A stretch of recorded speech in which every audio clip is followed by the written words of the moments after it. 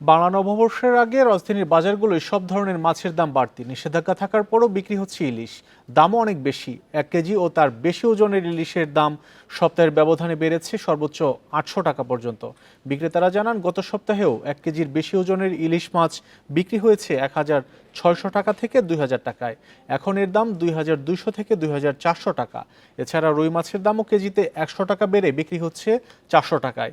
বোয়াল, পাবদা, চিংড়ি, ট্যাংরা সহ সব ধরনের মাছের দাম বেড়েছে। দাম বৃদ্ধির জন্য সরবরাহ কমকে দায়ী করছেন বিক্রেতারা। এদিকে মোটা চালের দাম অপরিবর্তিত থাকলেও বেড়েছে চিকন চালের দাম। প্রতি কেজি নাজিরশাইল চাল কেজিতে 2 টাকা বেড়ে বিক্রি হচ্ছে মানভেদে 80 থেকে 86 টাকায়। সবজি, তেল, মুরগি, গরু ও খাসির মাংসের দাম গত সপ্তাহের মতোই অপরিবর্তিত রয়েছে। তবে এখনও বাজারে 1 ও 2 লিটার তেলের বোতলের সংকট কাটেনি বলছে বিক্রেতারা।